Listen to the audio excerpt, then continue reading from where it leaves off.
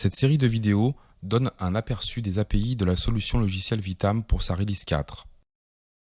Lors de la précédente série de vidéos, nous utilisions l'interface de test de requête DSL de l'IHM de Recette pour nous permettre d'utiliser ces API. La solution logicielle Vitam possède désormais une interface dédiée à l'exécution de requêtes DSL. Celle-ci fait partie d'un module qui a pour but de n'être installé que dans un environnement de test ou de recette. L'administrateur accède à l'interface de recette en saisissant directement l'adresse correspondante. Lors d'une installation standard, il s'agit de remplacer IHM Demo par IHM Recette. L'administrateur peut ensuite se connecter et sélectionner Test des requêtes DSL dans le menu. Afin de pouvoir lancer l'exécution d'une requête, quelques informations sont nécessaires.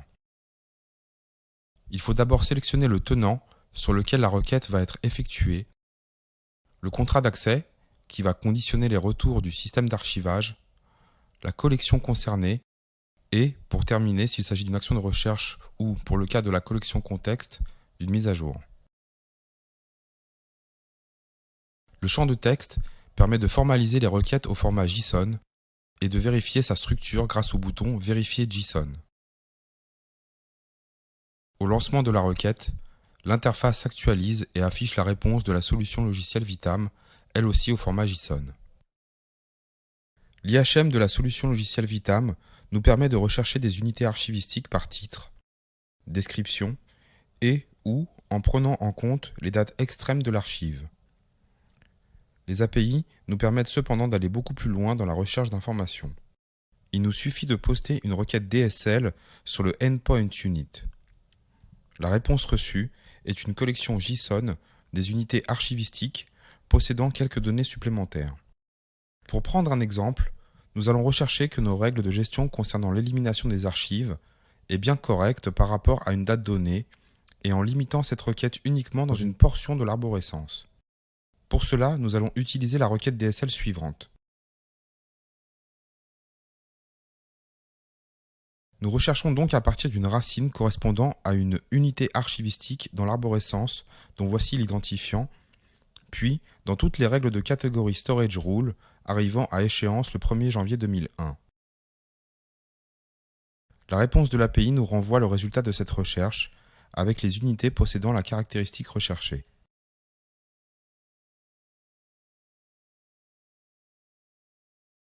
Pour faire un autre exemple rapide, nous allons rechercher toutes les unités archivistiques possédant en description les mots 19e siècle et dont l'attribut indique qu'elle est en français et dont l'auteur est Baudelaire. Dans notre query, nous avons deux conditions avec un opérateur « et » entre les deux. La description doit être en français, l'attribut fr étant mentionné ici, et le nom de l'auteur, correspondant à la balise writer dans le manifeste, est Baudelaire. On voit que seules les unités ayant ce terme dans la description en français sont remontées.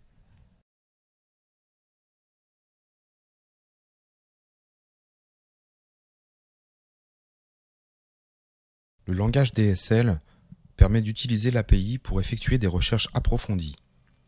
Il permet de plus de filtrer ou de limiter le retour des requêtes. Cherchons l'ensemble des unités archivistiques présentes dans notre système en utilisant une requête assez large. Devant le nombre important de résultats, nous allons reprendre cette requête pour alléger la réponse. Nous avons deux outils à notre disposition pour cela, le filtre et la projection. Le filtre permet de limiter le nombre de résultats et de les ordonnancer, et la projection de ne sélectionner qu'une sous-partie de chaque élément de réponse. Nous allons paginer le résultat en utilisant des pages de 50 unités archivistiques maximum.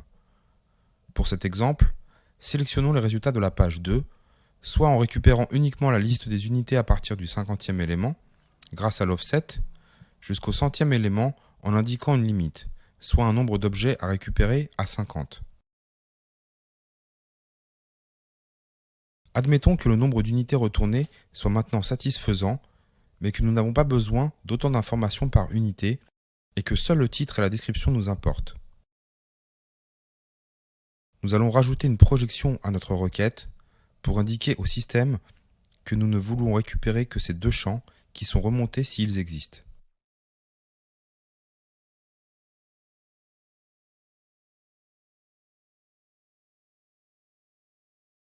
Le registre des fonds contient les informations sur le détail des fonds. Il est possible d'effectuer des requêtes permettant d'interroger le contenu des fonds, aussi bien dans les informations générales du registre des fonds que dans le détail des fonds de chaque service producteur. Par exemple, nous allons rechercher les fonds qui contiennent plus de 2500 unités archivistiques. On obtient le résultat suivant. Ici, le GUID est celui d'un des fonds concernés avec le nom du service producteur associé.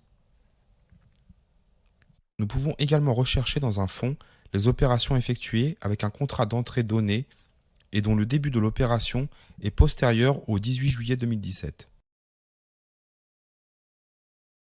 On voit alors que pour le producteur Vitam, 14 opérations ont été effectuées depuis cette date avec le contrat d'entrée Archival Agreement 0.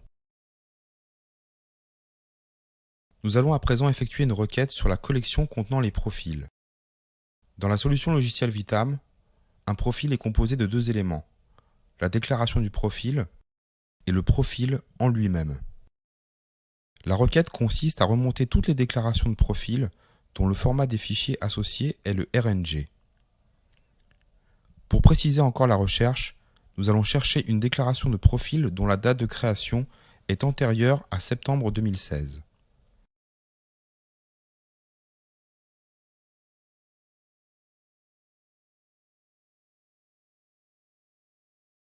La collection des règles de gestion contient toutes les règles de gestion applicables aux unités archivistiques.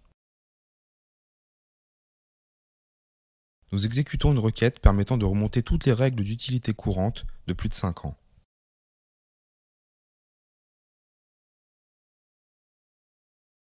Enfin, nous allons montrer qu'il n'est pas possible de faire des requêtes remontant l'ensemble des collections pour certaines d'entre elles. C'est par exemple le cas des unités archivistiques. S'il n'est pas possible de remonter l'ensemble d'une collection, alors un message explicite est indiqué dans le retour de l'API indiquant le code de l'erreur 403 et le détail de celle-ci, ici l'absence de la partie query. En addition de ces capacités de recherche, l'API des contextes permet également la mise à jour des contextes. Pour notre démonstration, nous avons déjà importé dans le système un contexte possédant un contrat d'entrée et nous souhaitons lui ajouter un contrat d'accès. Pour cela, nous indiquons à l'interface qu'il s'agit d'une opération de mise à jour. L'opérateur set indique que le contexte va être intégralement remplacé par le contenu de notre requête. Nous mettons donc l'identifiant du contrat d'accès que nous voulons rajouter et n'oublions pas de remettre le contrat d'entrée qui existait déjà dans ce contexte afin de ne pas le supprimer de ce dernier.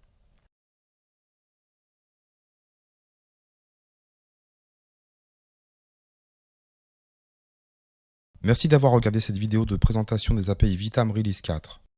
Pour plus d'informations, n'hésitez pas à consulter le portail dédié aux API, api.programmevitam.fr.